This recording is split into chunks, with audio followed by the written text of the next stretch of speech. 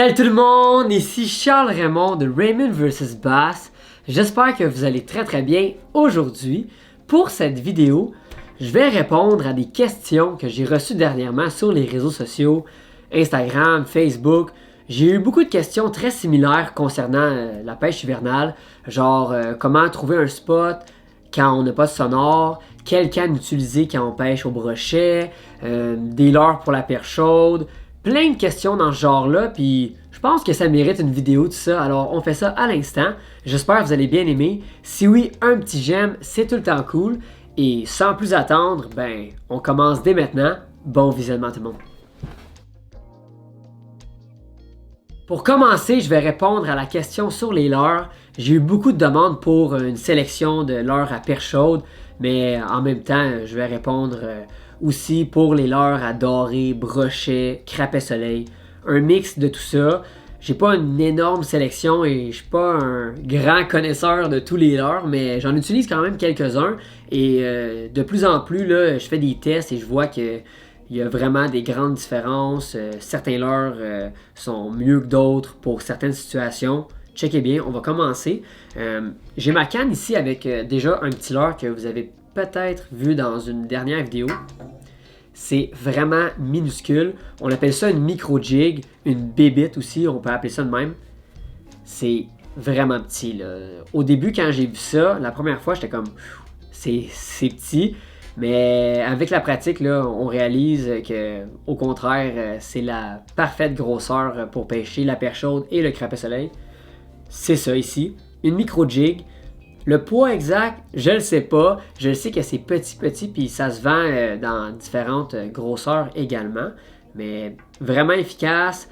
On travaille ça tranquillement et je vous dirais que cette grosseur-là, c'est pas mal l'idéal pour le crapet, la perche chaude, la marigane aussi, un poisson qui est de plus en plus pêché et très amusant. C'est vraiment cool. Donc ça, cette grosseur-là, c'est ça que j'utilise pour la sélection de plus petits poissons. On va dire ça comme ça. Et j'ai un coffre ici pas mal bordélique, mais avec d'autres leurres assez similaires. Et je vais vous montrer un peu la taille des leurres que j'utilise pour le crapet, perche chaude, ces affaires-là, marigane. Donc, des bébites, encore une fois. Wow. Des petites bébites comme ça. Les poids varient. On peut en avoir des plus lourdes, comme ceux-là ici. C'est vraiment pas gros, là. Puis la difficulté avec ça, c'est avoir un bon contact, une bonne sensibilité. C'est pour ça qu'il faut avoir la bonne canne. Je vais en parler par la suite. Mais des petits leurres comme ça, il faut vraiment avoir le bon équipement pour être à l'aise et sentir les touches. Parce que sinon, avec une canne trop rigide, ben, on sent rien. Pareil pour le fil, il faut avoir le bon fil. Alors, des micro-leurres. Au départ, je pensais qu'il fallait avoir des choses plus grosses que ça, comme... déjà, je vais vous montrer un autre leurre. Un petit rapala comme ça, un genre de lipless crankbait qui est aussi bon pour la perche chaude, mais je commencerai avec des leurres de plus petite taille et si je vois que ça mord un peu plus, que le poisson est actif, ben je peux y aller avec ceux-là aussi. Aucun problème, j'ai différentes coloris. Les coloris, moi j'aime ça rester dans le Fire Tiger, le flash un peu, tu sais, les couleurs style perche chaude, rose, mauve, toutes ces couleurs-là fonctionnent bien pour moi dans les leurres. Alors, je reste avec ça. Ça, c'est qu'est-ce que j'utilise pour les plus petits poissons. Crapet, perche chaude, puis j'en oublie un, crapet, perche chaude, marigane, c'est ça, marigane. Ça, c'est ça que j'utilise. Mais il y a plein d'autres leurres qui marchent, comme le Johnny Darter, des petites cuillères. Au final, comme en été, c'est une question de goût. Il faut être à l'aise avec qu'est-ce qu'on pêche. Moi, j'aime bien les bébites, les petits leurres avec un asticot. Je l'ai testé et ça marche vraiment bien. On vient l'ajouter au bout du petit leurre et c'est vraiment magique. Ça marche bien, il aime ça. C'est un plus. Et maintenant, on va passer pour... pourquoi je ferme ça? On va passer pour les leurres à doré et brochet. Pour le brochet, j'ai pas encore eu la chance de vraiment pêcher au leurre. Mais ça s'en vient, inquiétez-vous pas, je vais l'essayer. Je vais sûrement pêcher avec plus des leurres comme ceux-là. Et ça, c'est une taille moyenne parce qu'on peut même aller plus gros que ça. Il n'y a aucun stress. Le brochet, c'est un peu plus agressif que la perche chaude et le crapet. Alors, moi, je vais sûrement opter pour un leurre comme celui-ci. Un rapala, les plus crankbait, une cuillère. On peut y aller avec de quoi qui va avoir peut-être un peu plus d'action, comme... je me souviens plus du nom de cette leurre-là. Mais c'est une genre de cuillère avec 2 trépieds qui va faire beaucoup de mouvements dans l'eau. C'est sûr que si on a du poisson actif sur notre coin de pêche, avoir un leurre qui va faire beaucoup de mouvements, ça va être excellent. Pour les coloris, je reste dans le flash encore une fois. Et pour le doré, je vais plus opter pour des leurres style Johnny Darter, comme je parle depuis tantôt. Mais à la jig, ça c'est vraiment incroyable. Même en été, ça peut être surprenant, mais il y a beaucoup de gens qui l'utilisent en été. Alors un hameçon simple au bout, un trépied, on vient le pêcher doucement. Et faut toujours travailler plus tranquillement que plus vite. En hiver, le poisson est vraiment au ralenti. Alors des fois ça peut être compliqué à avoir des touches. On ralentit ça, on travaille doucement, on reste concentré et ça va mordre. Ça c'était pour mes leurres, qu'est-ce que j'utilise. Et là, j'ai fait un résumé assez rapide, là, mais c'est sûr que dans d'autres vidéos, je vais sûrement élaborer sur plus de leurres, techniques, des choses comme ça. Mais ça, c'est qu'est-ce que moi j'utilise pour mes leurres. Puis je traîne ça dans un petit coffre, rien de trop gros. J'avais même pas un gros coffre à pêche, tellement que j'ai du stock anyway. Là, donc, ça, c'est qu'est-ce que j'utilise. Et là, on va passer à la canne, le fil. Quand même assez intéressant, ça aussi. Là, c'est le temps de parler des cannes, moulinets, le fil, toutes des choses bien importantes quand on pêche sous la glace. C'est parti, on check ça. Et on va commencer avec la canne que je pêche le plus souvent. C'est ma canne pour la perche chaude, le crapet soleil, la marigane, aux plus petits poissons. Et c'est elle qui va me permettre de pêcher des tout petits leurres parce que c'est une canne vraiment souple, très finesse, qui va me permettre de détecter les touches, voir quand il y a un poisson qui va venir mordre mon leurre. Je vais le sentir vraiment facilement. C'est l'action et puissance ultra light et c'est ça que je recommande pour pêcher la perche chaude, le crapet, la marigane. On peut aussi aller dans le light, mais ultra light c'est vraiment plus mou, c'est plus de fun à pêcher et c'est la longueur 29 pouces je pense. Il y a des cannes 26, 27, 28, 29, 30, 31, 32, 33. Plein de longueurs de cannes. Je trouve que 29 pouces, 28, 27, c'est en masse pour pêcher des petits poissons comme ça. Parce qu'on n'a pas besoin d'un grand ferrage. On est vraiment juste en haut du trou. Alors ça se fait bien. Pour le moulinet, j'ai un tout petit moulinet.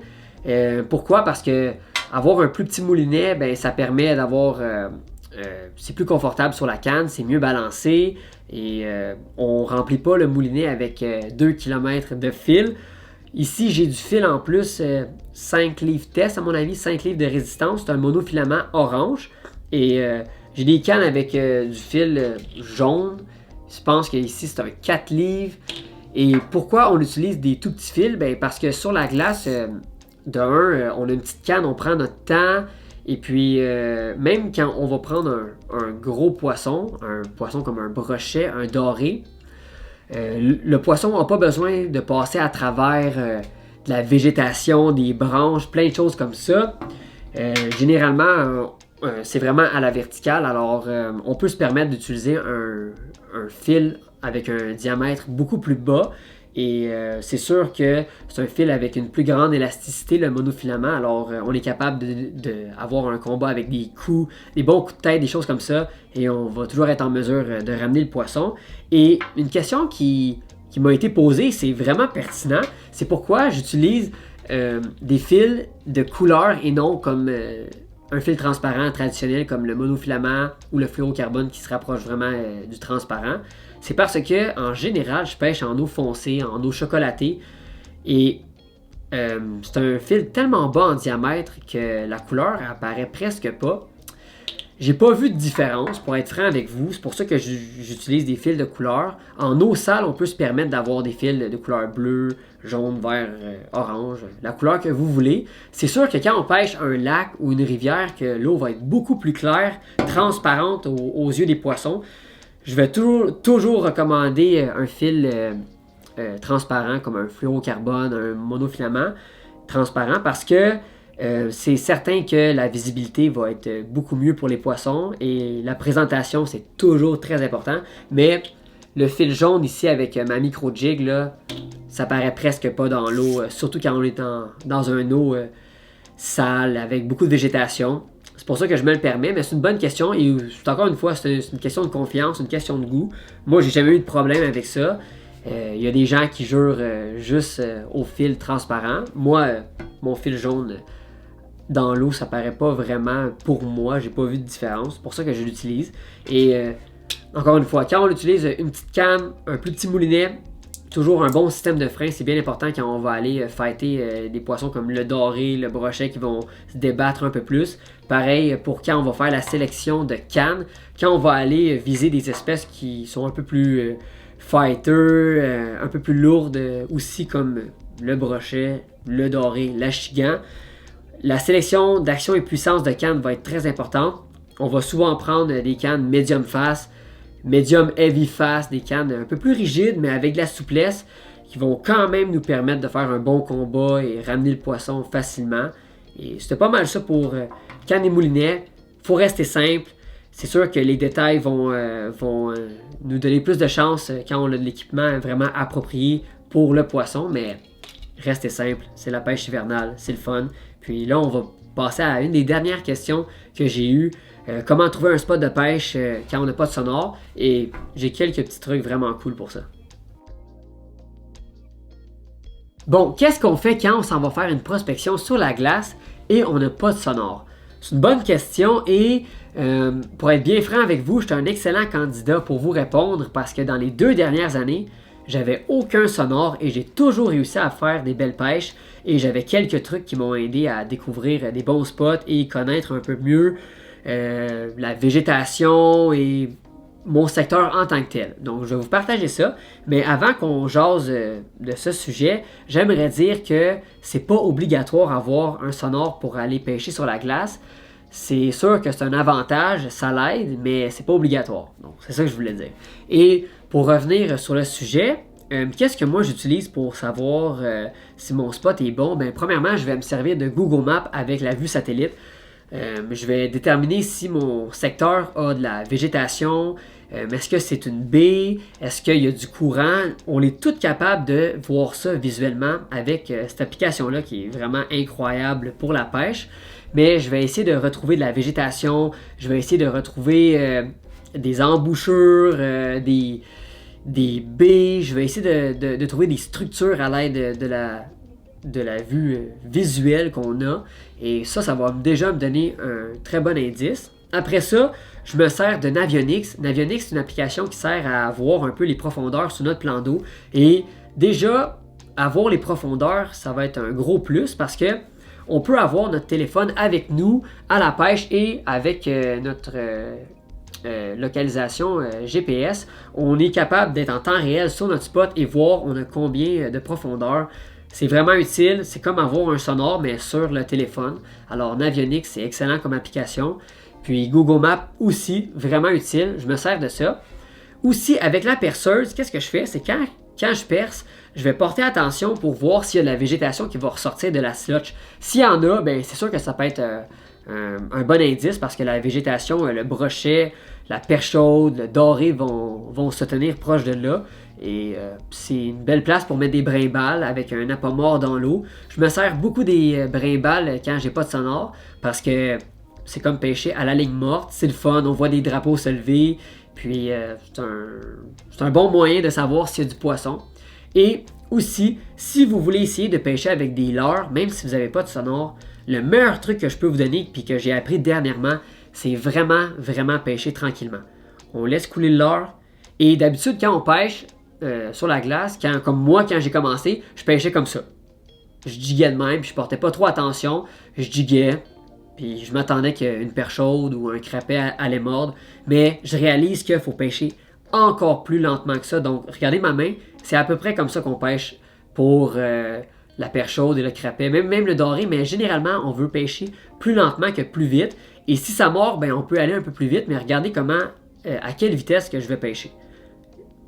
Vraiment, là, je vais donner un petit coup comme ça. Je relaisse couler. C'est vraiment tranquillement. Puis vous allez le voir dans mes prochaines vidéos. Et je vais vraiment en parler. Je me suis acheté un sonore dernièrement pour le cadre de mes vidéos et mes projets pour vous en parler, le partager et prendre du poisson aussi avec ça. Et si ça vous intéresse de voir une vidéo comment ça fonctionne un sonore, ben laissez-moi savoir dans les commentaires plus bas. C'est sûr que je vais prendre le temps de vous lire. Mais Je veux faire le test avec le sonar, voir comment ça fonctionne, l'efficacité, mais je vais toujours continuer à pêcher avec les brimbales. J'adore ça. Et ça, c'est mes trucs quand j'ai pas de sonar pour aller pêcher sur la glace. Il y a toujours un moyen de prendre du poisson. Il faut être créatif. Il faut se servir d'un sens, un sens imaginaire. Là, c'est notre sens de pêcheur et trouver des bons spots. Vous allez être capable, je suis certain. Et voilà tout le monde, c'est ici que la vidéo se termine. J'espère que vous l'avez bien aimé. Et là, si vous avez d'autres questions concernant la pêche hivernale et des questions que j'ai pas répondues dans la vidéo, dans les commentaires plus bas, ça va me faire plaisir de vous lire et vous répondre si vous avez une question. Et puis, on se revoit très bientôt sur un autre épisode de Raymond vs Bass. À la prochaine tout le monde.